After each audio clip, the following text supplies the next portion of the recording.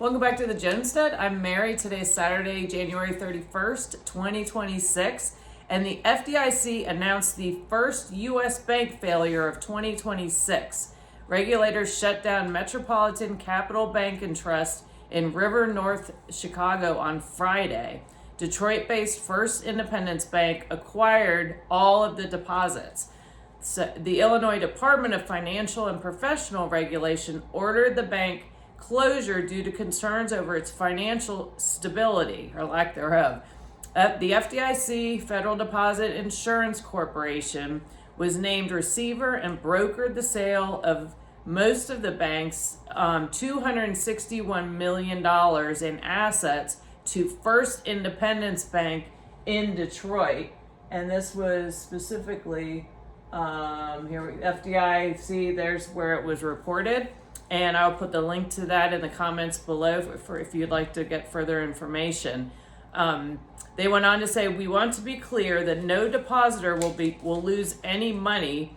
Susanna Soriano, the acting director of IDFPR's acting director division of banking, said in a statement. Sorry about that. She also cited unsafe and unsound conditions and an impaired capital position. The failures estimated to cost the deposit insurance fund about $19.7 million. And so thankfully in this scenario, you're having pretty much everything the customer is not being injured in any way. But we've been seeing cracks in the financial system, and we've seen bank failures. This is the first one of January of 2026, and that's why it's really important in this scenario. The depositors won't have any issues, so they're saying. But that's why it's really important to understand our fractionalized reserve banking is. Most of these banks, they carry very little. When you put a deposit in, they have a very small percentage that they're required to even keep in the bank. And so that exposes you as a customer and also the bank, of course, for its stability. The FDIC only insures up to $250,000. And in addition to that, if you have a full out bank failure where there goes into an investigation, your money you may not be able to capture that money back it could take several years. So those are things to think about as far as how you're managing your money. I'm not a financial advisor. These are just things that I've learned from smarter people than me. And think about maybe a credit union, but we're seeing cracks in the system, and we're seeing where some of these we've already been seeing some serious issues where with the private equity loaning out money and not being able to recover that money. And then that has exposed BlackRock even. So anyway, something to keep an eye on as we move forward, and just to really understand where your money is and how safe is it where you have it. And that's just very important to think about. And then on Tuesday, let's see here, we now know that all our favorite people were in Davos at the World Economic Forum. And on Tuesday, Global Research had an article titled Davos World Economic Forum 2026, Collapse of Neoliberalism, Trade is Now a Weapon, and the End of Rules-Based Order, which we heard Carney yammering on about. And as we all know, the U.S. has withdrawn from the WEF. And this article I thought was very interesting. And it said the World Economic Forum 2026 in Davos, which has served as the vision and doctrine center of global capitalism for half a century, was held between January 19th and 23 under the theme A Spirit of Dialogue. At what was arguably the most significant meeting in its history, the end of Pax Americana, established after 1945, was officially acknowledged by both the leaders of finance capital and the elected leaders of states inheriting Europe's colonial imperial legacy, notably France, Germany, and the United Kingdom. Another point openly recognized was the end of globalism and neoliberalism. And I will link this article below as well in the comments, so you all can go if you would like to read more about it. And it said, I thought this was, where was it?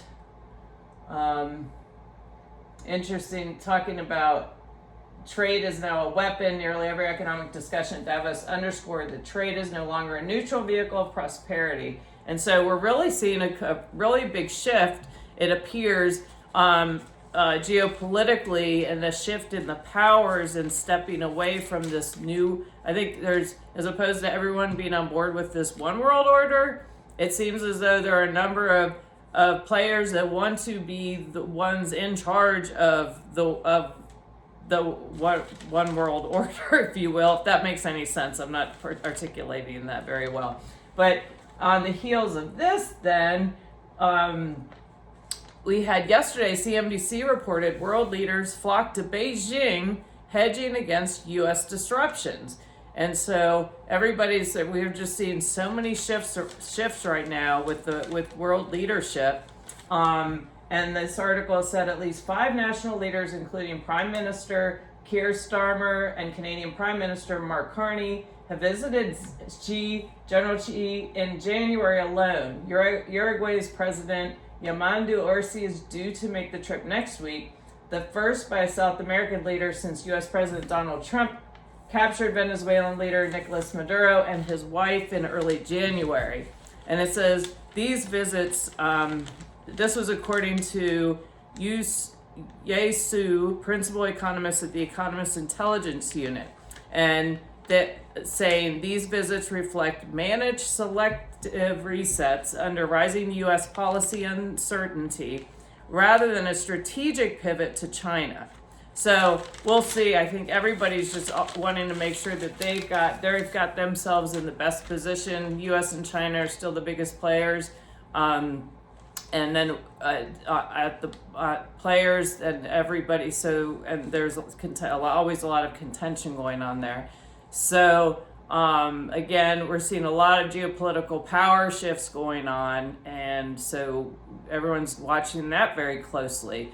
And there is, in that article talking about the end of Pax Americana, is talking about that in general it's been relatively peaceful as far as the America, maybe not to say that there haven't been conflicts. Obviously there have been, but basically there's been more of a hands-off approach of America, and that is shifting significantly. So again, watching that very closely. And then we have gold and silver markets have been interesting to watch, to say the least. Anyone that's been paying attention, that gold and silver has gone up and up and up. Now on Friday, because silver got up to, I think it was about 121 per ounce. Friday there was a big dip, closed at $85.91, and the gold closed at $4,900. And everyone's in panic, but hello, an ounce of silver not too long ago was $28 an ounce. So I think what we're seeing, there's a lot of manipulation going on, and it's not the value of the metals, it's the fiat currency that is the problem. And we've seen the US dollar, the Dixie, here we go, Dixie's down to 97. I don't know if you can see. So we have a weak fiat currency, and we also have U.S. debt. We're at $38 trillion, and that continues to rise, which is concerning. And then we're having, what did I do? And then in addition to all of this, we're having continued issues with inflation. And the U.S. Bureau of Labor Statistics released the latest producer price index, and demand increased 0.5% in December.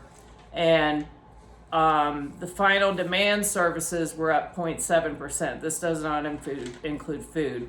And they had also, this was in summary, producer prices rose faster at year's end. The producer price index for final demand increased 0.5% in December, following gains of 0.2% in November, 0.1% in October. On an annual basis, producer prices were up 3% in 2025. Service sector costs drove the increase. December's advance was fueled by 0.7% jump in prices. Demand goods were flat, and so with the ongoing issues with the inflation, of course, you can still find deals out there. And when you see something on sale, buy extra of it. If you're talking about food, of course, maybe it's chicken or whatever. If all of a sudden you can find skinless, boneless chicken breasts on sale for $1.99 a pound, buy extra. When you get it home, separate it out, freeze it up in freezer bags, and then you have it, and you're saving money by doing that if you have the resources to do so. But just continue to keep preparing, and the best that you can. Set aside an emergency fund. A lot of us have been dealing with weather. In fact, it just started snowing. I'm looking out the window right now. It's very cold, and I also wanted and a little hack, also not a hack necessarily, a tip I learned. I had shown where you could get a little extra heat with terracotta pots, but then I saw somebody else post if you use the interior of your crock pot. And I have it, wanted to test it out, so I have it up on 2 bricks with candles. That puts out a nice bit, that puts out more heat than the terracotta pot. So just a little, if you're looking for just a little extra heat, there's an idea for you. And then finally, I wanted to talk about how important it is when you go out. You cannot be casual about what you're doing. You've got to pay attention to what's going on around you. Just in, technically it was York County, but Williamsburg Shopping Center, not too far from where I live, that I go to all the time. There was a woman coming out of a Ross Dress for Less, and a man came up to her, random. They didn't know each other. He doesn't even live in the area. Apparently he's from North Carolina. Started stabbing the woman. And then she thankfully has survived, had minor injuries, but she was able to escape. But apparently it was attacking her for quite a while. He ran, then there's a Home Depot not far from the Ross, went in the Home Depot. So when the police went in to get him, he had a hammer and started lunging at the police, and ultimately the police ended up shooting him and killing him. But this, again, very close to home. And just a woman out shopping one day. She's coming out of Ross Dress for Less, and some lunatic out of the blue, doesn't know who she is, just starts going after her and stabbing her. So pay attention to who's around you, and wherever you are, if you're in parking lots, coming out of the store, whatever, you just have got to use really good situational awareness. And unfortunately, this day and age, that seems to be happening more and more, but it's even more better reason to make sure you're paying attention to what's going on around you. Get yourself physically fit, learn some self-defense, and just really pay attention, because you cannot assume that's not going to happen to you. So anyway, I thank you all for watching. Please like, subscribe, and share, and I look forward to talking to you all again soon. Have a great day.